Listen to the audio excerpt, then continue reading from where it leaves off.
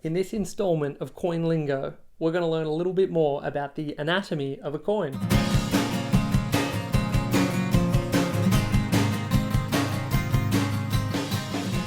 So we'll start from the start. Before a coin actually becomes a coin, it starts as a planchet, also known as a blank. This is the circular disc which gets stamped out of a strip of metal, and so prior to becoming a coin, being struck by the dies, a coin is just referred to simply as a planchet or a blank. He knew I was going to do it. Now let's take a closer look. Once a coin is struck, you obviously end up with two sides, so they are referred to as the obverse and the reverse.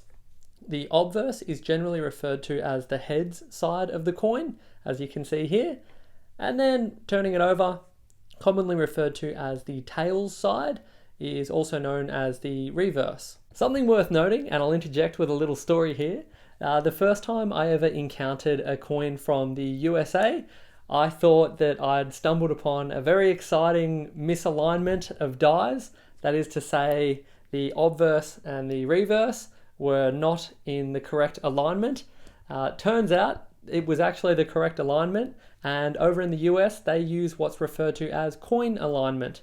So you'll see that when you flip the coin around on a vertical axis, it looks as though it turns upside down. That's actually intentional, and you'll see that all over the US. I'm sure anyone watching from the US would have had a good laugh if they saw me in the coin shop getting all excited thinking that I'd discovered some sort of breakthrough and that there'd been a big mistake. But over in Australia, where I am, we have what's referred to as medal alignment. So if you rotate an Australian coin on its vertical axis, you'll see that both the obverse and the reverse are in what's referred to as medal alignment, which actually refers to old war medals. So if you were to turn those around on a vertical axis, they read the same on both sides, which is where we get the term medal alignment. If someone can enlighten me as to where we get coin alignment from, if there's an interesting backstory to it, please share it in the comments. Something else worth noting with coins is often on the rims you'll see a bump or some sort of design.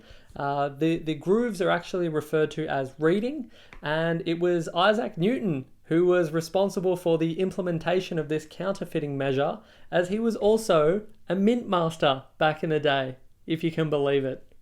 Well, you should, because it's true. So reading was a really popular counterfeiting measure because back in the day when coins actually had an intrinsic value when they were being struck from gold and silver, it was a profitable, I guess you'd say, activity to clip coins or take shavings off them and accumulate them. And if you did that to enough coins, if you think about taking just a small clip off each coin that you encounter, over time you can build up a decent accumulation of gold and or silver. So the mints of the day needed to work out a way to stamp that out, pun intended, and reading the edges was one of the ways they did that. If you go back and look at some ancient Byzantine coins, there are some interesting alternative counterfeiting measures. One example is they used to make like a dish-shaped coin, which would render it very difficult to reproduce if you only had basic tools. There have been a couple of interesting counterfeiting measures over the days, and there are also some really clever modern techniques being implemented. One example is the Perth Mint often put a micro letter somewhere hidden in the design of their coins, which makes it very difficult for counterfeiters to reproduce. Alright, so now you know what a blank is, or a planchet. You're familiar with medal alignment versus coin alignment, and you also know why we have bumps on the edge of coins.